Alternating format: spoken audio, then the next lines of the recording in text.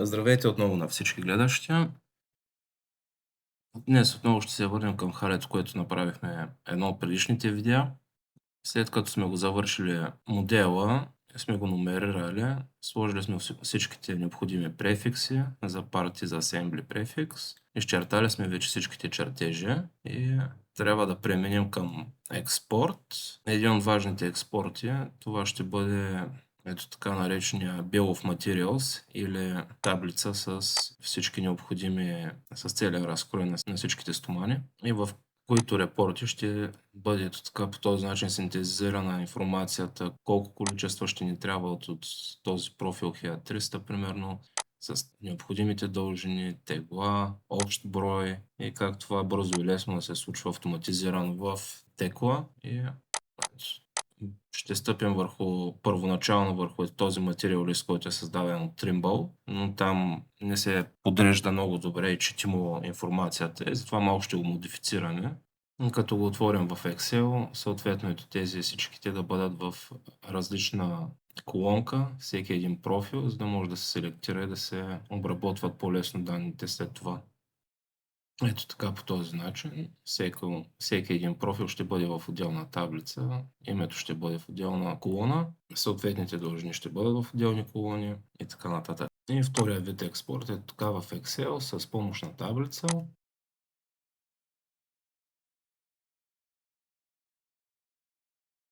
И така да започваме. Първо, Trimble са ни предоставили този материал лист, който изглежда в този формат. Също така от ето тук Options on Dialog може да го видим същия репорт, нали, по този начин. Често, когато искаме да го използваме в екселски формат, трябва да използваме ето така with Associate Viewer. И при създаването първо на репорта, той ще се покаже ето тук или в папката Listen в немската версия, или в папките репорт. Това е папката на модела. И ето това ще ни представлява репорта, в който в момента всички записи, целият лист ще бъде в една колона. И тук лесно ли може да си го форматираме в Excel.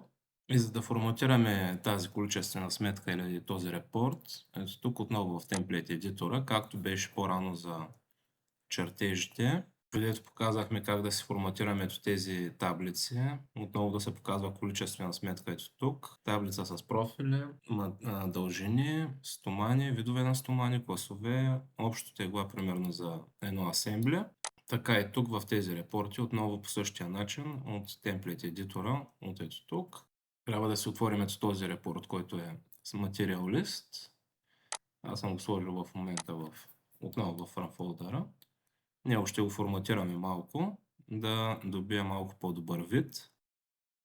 Ето така, ако направим съпоставка между двата, може да се допълваме към този репорт всякаква допълнителна информация, като общото тегло на отделните профили.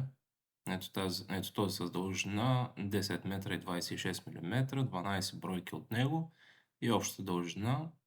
И тук сумарно вече ни се сумират всичките дължини, общото количество, колко различни пръта ще ни трябва, 42 броя. И ето тук първоначалния материал лист или първоначалния репорт, от който се прави спецификацията. Тук ще го удължим или по-скоро ще го уширим малко. Ето тук два пъти, като цъкнем на черното пространство, на силото. Ето тази широчина може да я напишем на 135 мм примерно. И ето тук ще си ги поразместим всичките ето тези лейбъли.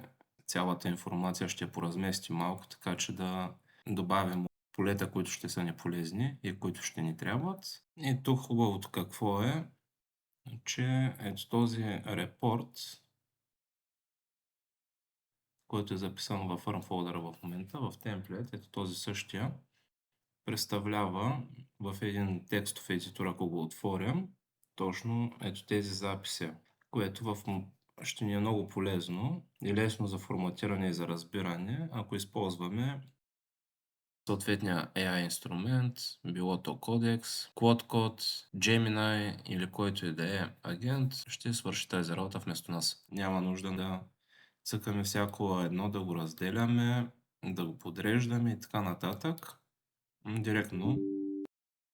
И ето така ще го преобразува стандартния материал лист by size. И съм му дал точното наименование на репорта, който ще използваме в професионална количествена сметка, групирана по профил, материал и ленти. След което да запази колоните, профил, материал и ленти колоните и да добави нови. Тук даже ще ето така нови name, unit weight, total weight, unit area и total area за всеки ред на профил и също добави профил total с обща дължина, количество, тегла, площ.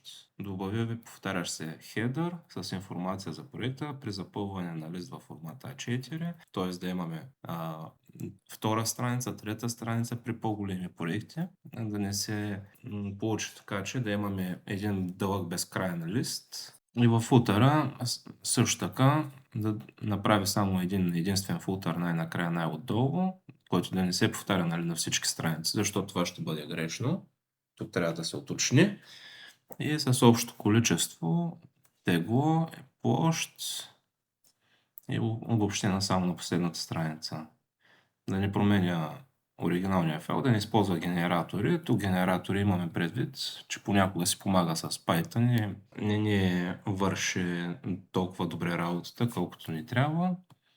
Проверя за застъпващи се обекти, правилно групиране и така нататък. След което,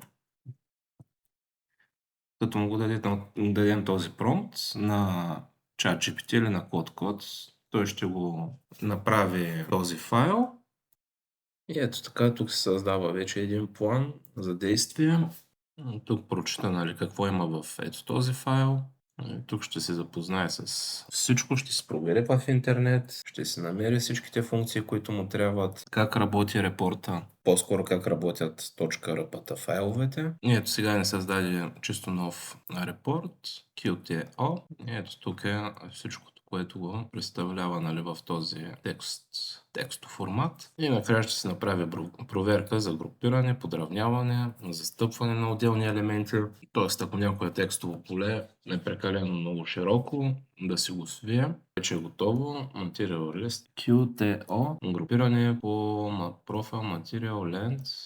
На първо място ще бъде профила, след това ще се групират по материал, ако имаме различни, и след това по дължината. Добавени са ето тези полета, профил total, общо взето всичко, което ни трябваше, което искахме да видим. И като се върнем в текла отново, с Ctrl B отново си отваряме репорт прозореца и ето тук в лист, ето така ще ни изглежда новосъздадения репорт. И след като го модифицираме малко, вече в финален вид ще изглежда по този начин, с малко разделение. Ето тук съм дължините, накрая съм ги сумирал да бъдат в метри, теглата и малко по-представителен вид да има. Да го отворим в Excel или това са CSV файлове. И тук отново цялата количествена сметка отново ще бъде в една колона. Тук важното разграничение, което трябва да направим между този rpt файл, новосъздадения, който ще го преименувам вече да стане Microspace Material List, а след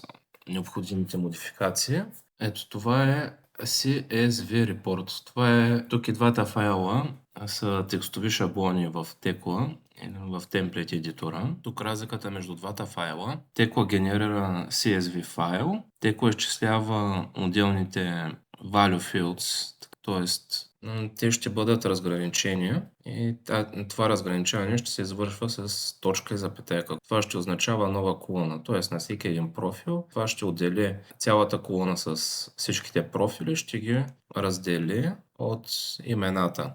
И когато го направим по този начин и когато изкараме вече нов репорт, ето така, вече всичките профили ще бъдат в една колона, имената ще бъдат в друга колона, материалите ще бъдат в трета колона, те ще разделят отделните динамични полета в отделни колони. И всъщност ето това ни представлява целият репорт, един ред, в който за всички маркирани елементи ще ни извлече ето тази информация.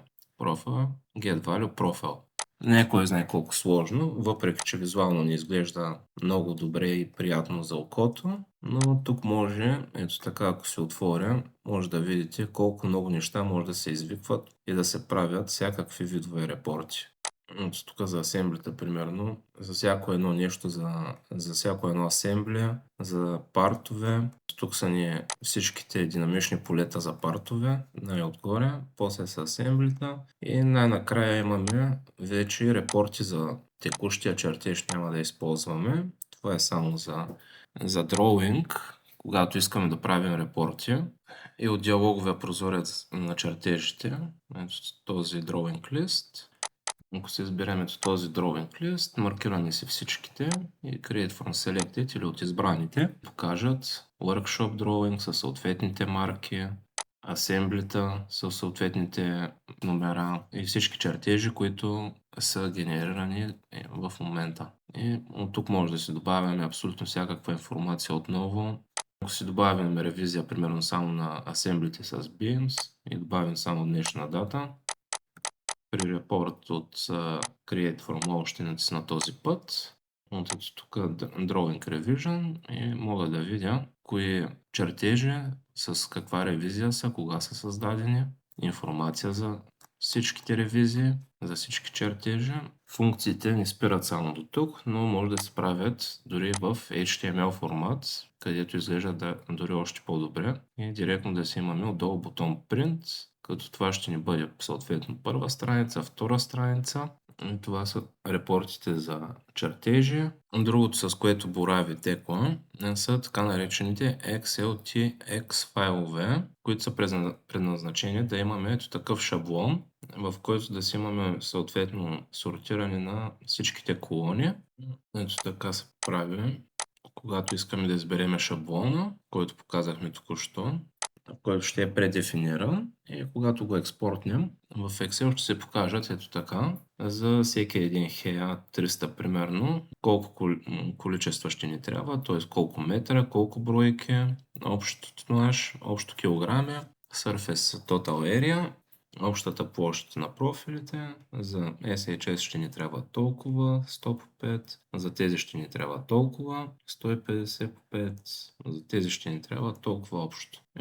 Ето тук може да си ги сортираме вече при предефинираните настройки за Excel, да не се показват само тези, които ни трябват. Ако искаме да направим някаква справка или ако искаме само по дължина, може да ги сортираме по най-малкото към най-голямото и така да видим в кой профил примерно имаме 4 мм разлика и защо тия двата са, в случая нали те са различни профили, но ако бяха HEA 300 примерно и двата, ето тук много лесно може да се хванат такива грешки от няколко милиметра. И ето тук примерно ако искаме само HEA 300 да се покажат, и ето виждаме, че ето тук имаме 11 мм разлика в ето този профил. Ето тук може лесно да се види за какво става въпрос. Като за XLTX файла, ето този, като за него може да мислите като шаблон, вкарват всичките заглавия, цветове, филтри, да е сортирано. Когато стартираме репорта, или от тук, Tekla проверява в случая нали, на ред 8, той може да бъде съвсем различен.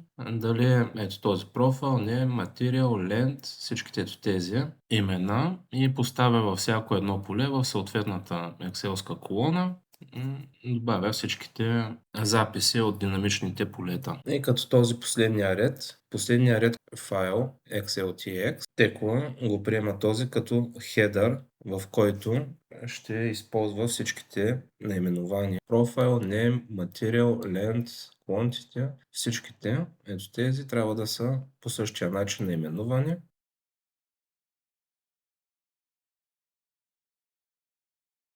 Следващото, което ще разгледаме, ще бъдат ето такива макроси, които всъщност представляват код на C# или в ето този порядък, в този вид. И какво ще представлява този код.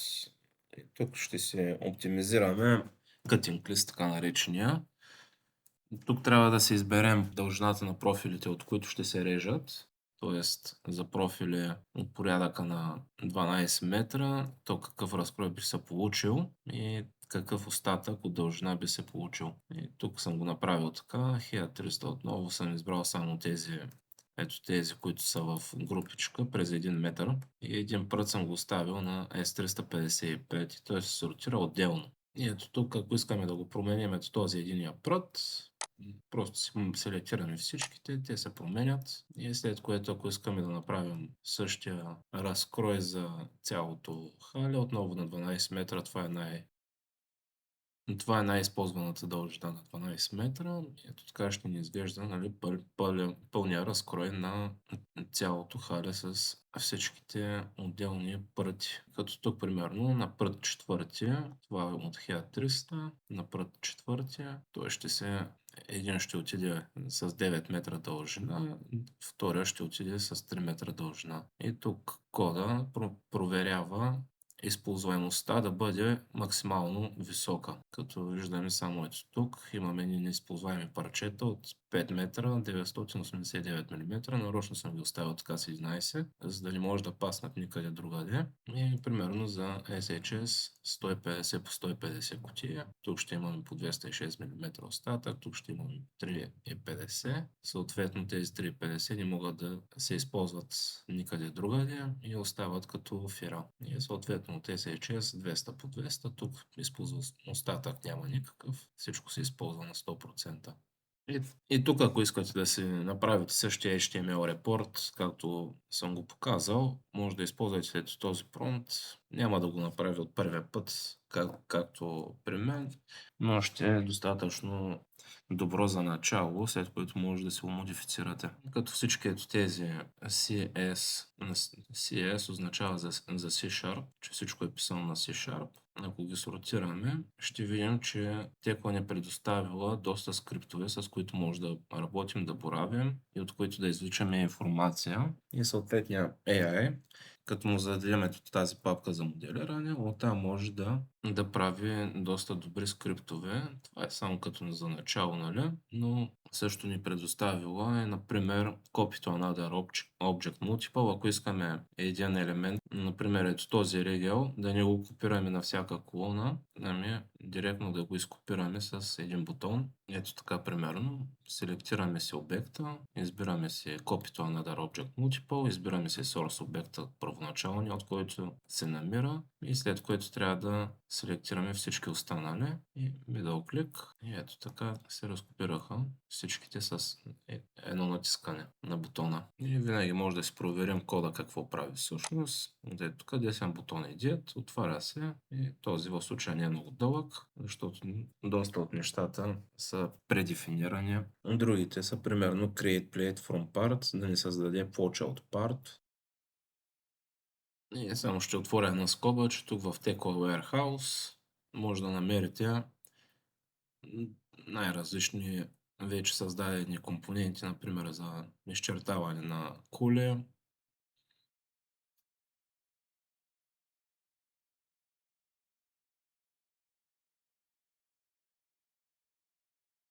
Ето такива най-различни детайли за връзки, за стълбищни клетки. Ето тук примерно има един, който е за как да си напълним един камион с съответния разкроена стомана, т.е. как да го подредим най-добре. Това е доста използваемо в производствения процес. Ето така още едни стълби тук може да се правят. И тук са най-различни, но всичко е, нали, създавано от хора, така че всяко едно нещо би трябвало да се проверява преди да се използва. Т.е. инженера трябва да знае какво да прави с дадения макрос или създадения макрос, който се изтегли от тук от Warehouse, но повечето са доста добре.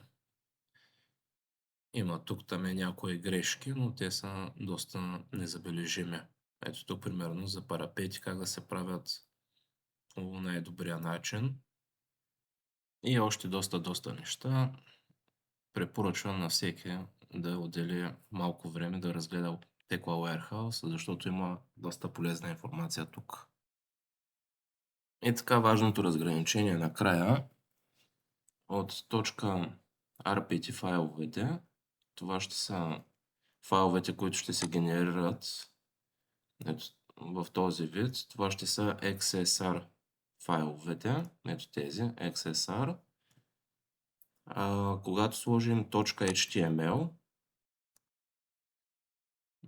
ето така, .html, .rpt файлове, тогава ние казваме на текла генерирай ни в ето този формат, в случая в .html формат, този репорт. И ако искаме в PDF, тогава ще сложим разширение .pdf, ще ни се отвори в PDF. Т.е. текла ще ни генерира в PDF репорта. Ето така, го имаме в PDF, в HTML и ако искаме в CSV или Separated Values, както показахме преди при нашите примери, ето така с .csv, тогава ще ни генерира текла в CSV формат. Separated означава, че отделните колони ще се разделят, нали, с запетайка или с точка запетайка.